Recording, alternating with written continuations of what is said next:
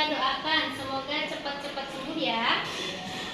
Sebelum memulai pembelajaran, alangkah baiknya kita membaca basmalah bersama-sama. Bismillahirrahmanirrahim.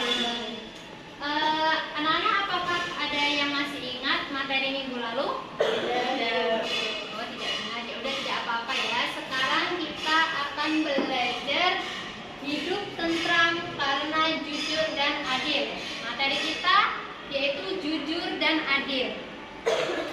Nah, sekarang Ibu mau tanya nih, apa sih artinya jujur? Itu Ibu udah ada kata kunci yang kalian itu harus menyusun. Apa itu kata jujur? Ibu kasih kunci yang pertama. Jujur itu perilaku positif. Lalu? Ya. Dengan berkata sebenarnya, tidak curang, serta perbuatan dan perkataan yang tidak berlawanan. Iya. Sekarang bisa disatukan menjadi satu kalimat. Apa itu jujur, Mbak? Perilaku positif yang berkata sebenarnya, tidak curang, serta perbuatan dan perkataan yang tidak berlawanan. Iya. Jadi pengertian jujur itu perilaku positif dengan berkata sebenarnya, tidak curang, serta perbuatan dan perkataan yang tidak berlawanan, ya. Lalu, apa itu adil? Nah, sekarang Ibu mau tanya Mbak Akila, apa itu adil? Ibu kasih kata kunci. Yang pertama, tidak berat sebelah. Tidak berat sebelah, tidak Ya, tidak memihak. Terus? berpihak kepada yang benar dan tidak sempurna. Iya, jadi maknanya adil itu tidak berat sebelah, tidak memihak, berpihak kepada yang benar dan tidak sewenang-wenangnya ya, anak-anak ya. Lalu ada dalil yang menjelaskan mengenai perintah untuk jujur dan adil. Dalilnya ada pada Quran surat Al-Maidah ayat 8. Siapa yang mau baca? Siapa? Ibu tunjuk loh. Mbak Vela, silahkan dibaca Mbak. Bismillahirrahmanirrahim. Ya ayyuhalladzina amanu kunu qawwamina lillahi syuhada'a bil qist wa la yajrimannakum shana'anu qawmin 'ala alla ta'dilu i'dilu wa aqrabu lit-taqwa wattaqullaha innallaha khabirun bima ta'malun. Iya, terima kasih Mbak Vela. Lalu terjemahan dari Quran surat Al-Maidah, Ibu bacakan ya. Hai orang-orang yang beriman, hendaklah kalian menjadi orang-orang yang selalu menegakkan kebenaran, karena Allah menjadi saksi dengan adil. Dan janganlah sekali-kali kebencian kalian terhadap suatu kaum mendorong kalian untuk berlaku tidak adil. Berlaku adillah, karena adil itu lebih dekat dengan takwa, dan bertakwalah kepada Allah. Sesungguhnya Allah Maha mengetahui apa yang kamu kerjakan. Lalu penjelasan ayat tadi itu ayat dari Quran surat Al-Maidah itu berbicara tentang kewajiban menegakkan keadilan. Nah, Islam memerintahkan umat manusia, terutama umat Islam, untuk bersikap adil, berlaku adil kepada siapapun. Berlaku adil itu bisa berlaku adil dengan Allah, berlaku adil dengan diri sendiri, dan berlaku adil kepada sesama manusia. Lalu dalil yang selanjutnya ada pada Quran surat An-Nahl ayat 90. Sekarang kita baca bersama-sama ya anak-anak. Bisa dilihat jelas? Jelas. Coba kita baca bersama-sama. Bismillahirrahmanirrahim. Innallaha ya'muru bil 'adli wal ihsani wa ita'il qurba wa yanha 'anil fahsya'i wal munkar wal baghi ya'idukum la'allakum tadhakkarun. Ya, sekarang terjemahannya dibaca bersama-sama.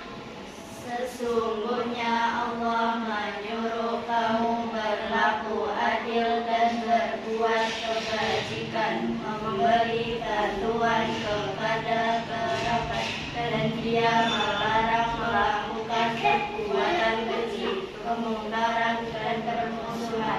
Dia memberi pengajaran kepadamu agar kamu dapat mengambil pelajaran. Iya. Jadi penjelasan dari ayat tadi dari Quran surat An-Nahl itu terdapat beberapa macam kebajikan yang harus kita jalani dan beberapa kejelekan yang harus kita tinggalkan. Di antaranya beberapa kebajikan yang harus kita jalani itu yaitu yang pertama ada adil dan ada ihsan. Lalu yang kedua kejelekan yang harus kita tinggalkan yaitu al-fahsyah, al-munkar dan al-baghi. Nah, sudah ya, kita sudah sampai kepada ujung materi. Tadi kita belajar apa saja anak-anak? Apakah masih ingat? Iya, apa Mbak Vela?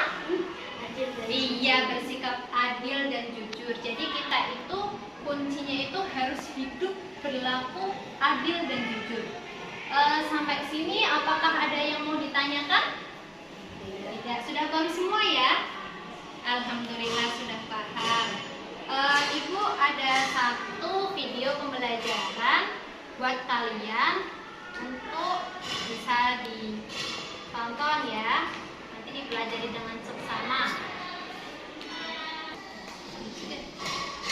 Ya, ini ibu akan menayangkan video. Jujur adalah kesesuaian sikap antara perkataan dan perbuatan yang sebenarnya.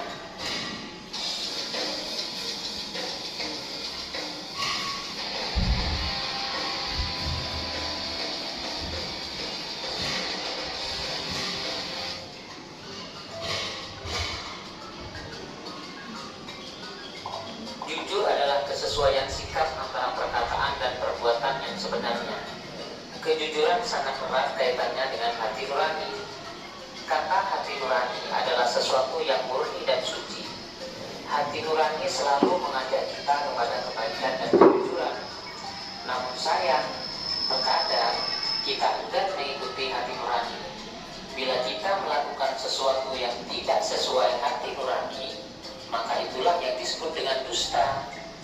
Apabila kita katakan sesuatu yang tidak sesuai dengan kenyataan, itulah yang dinamakan kebohongan. Dusta atau bohong merupakan lawan kata dan sifat jujur. Jujur itu penting. Sebagai makhluk sosial, kita memerlukan kehidupan yang harmonis, baik, dan seimbang. Agar tidak ada yang dirugikan, dizalimi dan dicurigai, maka kita harus berlaku jujur. Jadi, untuk kehidupan yang lebih baik, kuncinya adalah kejujuran. Kejujuran merupakan bagian dari akhlak yang diajarkan dalam Islam. Seharusnya, sifat jujur juga menjadi identitas seorang muslim. Katakan bahwa yang benar itu benar, dan yang salah itu salah. Jangan mencampur adukan di antara keduanya. Sebagaimana disebutkan oleh Allah dalam Quran surat Al-Baqarah ayat 42, yang artinya sebagai berikut. Dan janganlah kamu campur adukan kebenaran dengan kebatilan, dan janganlah kamu sembunyikan kebenaran sedangkan kamu mengetahuinya. Hikmah atau manfaat yang dapat kita peroleh dari berbuat jujur adalah sebagai berikut. Pertama, jika kita berbuat jujur, maka kita akan mendapatkan kepercayaan dari orang lain. Yang kedua, perbuatan jujur juga akan melahirkan banyak teman. Serta yang ketiga, orang yang berbuat jujur akan mendapatkan ketentraman hidup karena tidak memiliki kesalahan terhadap orang lain. Ya, baik, seperti itu ya video pembelajaran dari Ibu mengenai perilaku jujur dan adil. Jadi bisa kita simpulkan pembelajaran pada pagi hari ini, yaitu perilaku jujur dan adil itu sangatlah penting ya anak-anak.